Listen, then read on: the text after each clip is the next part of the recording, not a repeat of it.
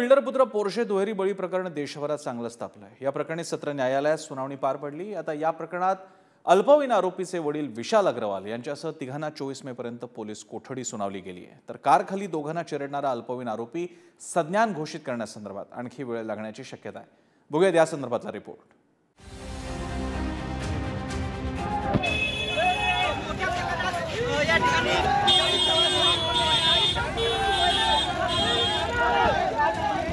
Pune builder पुत्र Porsche car दुहेरी बळी प्रकरणात गल्ली ते दिल्ली भावनांचा उद्रेक उफाळलाय। आरोपीचे वडील विशाल अग्रवाल कोर्टात पोहोचताच वंदे मातरम संघटनेने पोलीस व्हॅनवरती शाई फेक केली। मात्र पोलिसांनी कार्यकर्त्यांना अडवल्यानं आरोपी बचावला। दरम्यान कार्यकर्ते शाई फेक करू शकले नसले तरी त्यांनी पोलिसांच्या वाहनांसमोर उभे राहून जोरदार घोषणाबाजी केली। या प्रकरणी वंदे मातरम संघटनेच्या 5 ते 8 कार्यकर्त्यांना पोलिसांनी ताब्यात घेतलंय।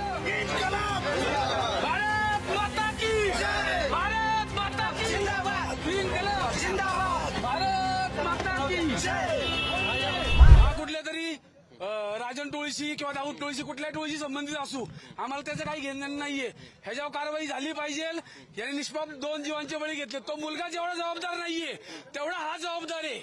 त्या मुलाला गाडी देऊन त्यांनी जी हत्या घडवलेली आहेत आणि ज्या निष्पाप 2 मुलं ह्या जगातनं गेलेली आहेत त्यांच्या कुटुंबांना आयुष्यभर जोपर्यंत ते जिवंत आहेत तोपर्यंत दुःख भोगावं लागेल। विशाल अग्रवालच्या अल्पवयीन मुलानं बेदरकारपणे पोर्श ही आलिशान गाडी चालवून दोघांचा जीव घेतला।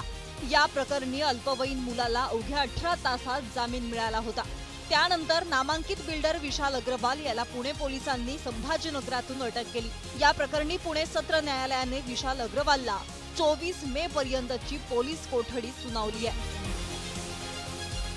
पब कर्मचाऱ्यांनी कोणाच्या मेंबरशिपवर अल्पवयीन तरुणाला प्रवेश दिला। विशाल अग्रवाल यानं विना नंबर प्लेट गाडी मुलाला का दिली? परवाना नसताना गाडी चालवायला कशी दिली? वडिलांनी मुलाला पब मध्ये जाण्याची संमती का दिली? मुलाला खर्च करण्यासाठी पॉकेट मनी कुठल्या स्वरूपात दिला? गुन्हा दाखल केल्यानंतर विशाल अग्रवाल फरार का झाला? विशाल अग्रवालला अटक केल्यावर साधा मोबाईल आढळून आला। दुसरे फोन कुठे लपवले? अशा प्रकारचा सरकारी वकिलांचा युक्तिवाद आज झाला। पोलिसांची भूमिका संशयास्पद आहे। त्यांनी 2 FIR का केले एका घटनेसाठी?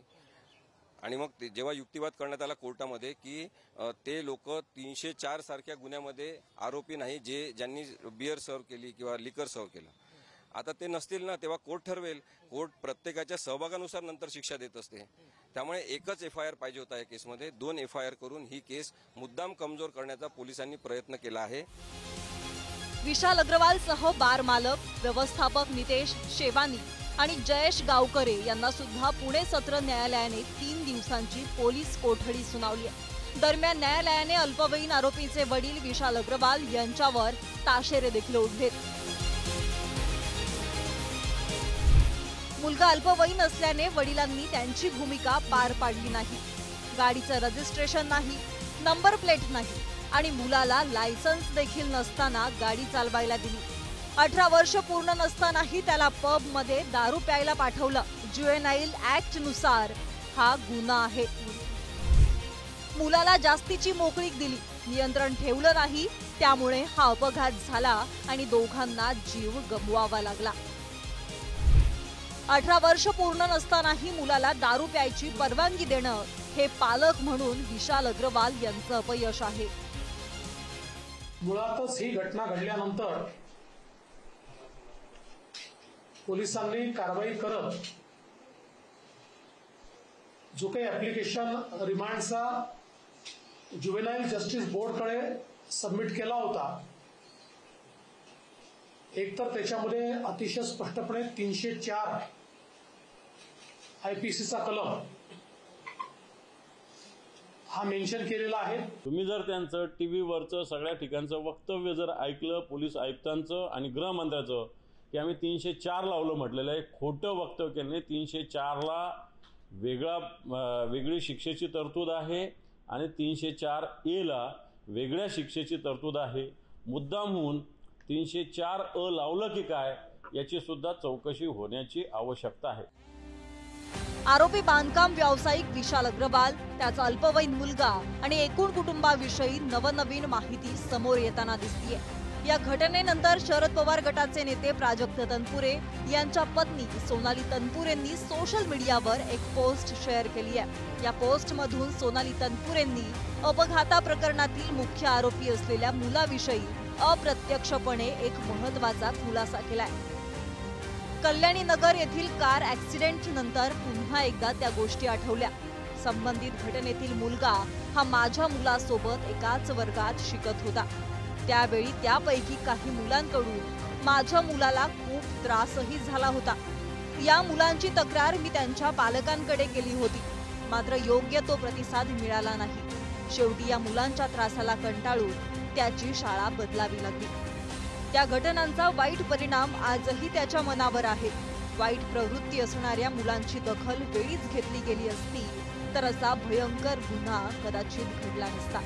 त्या दिवशी झालेल्या अपघातात सुशिक्षित तरुण तरुणीचा निष्पाप बळी गेला. त्यांची कुटुंब उद्ध्वस्त झाली. या कुटुंबांना न्याय मिळायला हवा. देवेंद्र फडणवीस यांच्या पत्नी अमृता फडणवीस यांनी देखील आता पुण्यातील घटनेचा निषेध केला. आरोपीला कठोर शिक्षा झालीच पाहिजे असं म्हणत बाल न्याय मंडळावर टीका केली आहे. अविनाश अवधिया आणि अश्विनी कौष्ठ यांच्या कुटुंबियांप्रती माझ्या संवेदना. दोषी अल्पवयीन आरोपीला कठोर शिक्षा झालीच पाहिजे. बाल न्याय मंडळाची लाज वाटते, अशा शब्दात अमृता फडणवीस यांनी एक्सपोस्ट करत बाल न्याय मंडळावर टीका केली आहे. बिल्डर लॉबी ही भारतीय जनता पार्टीच्या जवळची आहे. ही बिल्डर लॉबी भारतीय जनता पार्टीसाठी काम करते. अनेक बिल्डर काल फडणवीस साहेबांना जाऊन भेटले. ह्याच्यामध्ये कालच तपास अधिकाऱ्यावर गुन्हा दाखल व्हायला पाहिजे होता, तो झाला नाही. म्हणजे ह्याचाच अर्थ हा फार्स आहे. ह्याच्यामध्ये काय पुणेकरांना न्याय मिळणार नाही.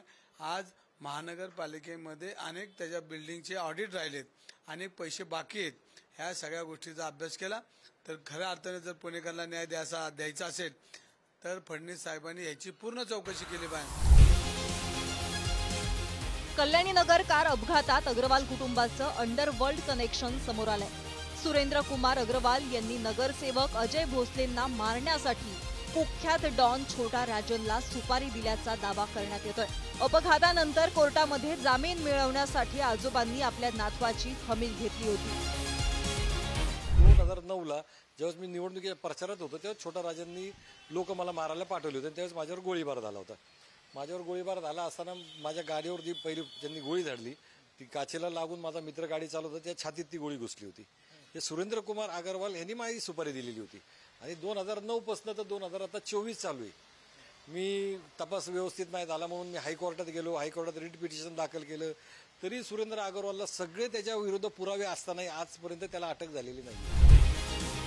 दारूच्या नशेत भरधाव गाडी चालवत दोघांचा जीव घेतल्यानंतर अवघ्या 15 तासांमध्येच त्या अल्पवयीन आरोपीला जामीन मिळाला होता. त्यामुळे नागरिकांतून एक प्रकारची नाराजी व्यक्त करण्यात येत होती. पोलिसांनी त्याच्यावर पुन्हा नवीन कलम लावलं आणि त्याचा जामीन रद्द करावा अशी मागणी केली होती. त्यानंतर आता बाल न्याय मंडळाने त्याचा जामीन रद्द केलाय. बालाजी पोद्दार, सचिन सपळगावकरसह पुढारी न्यूज, पुणे.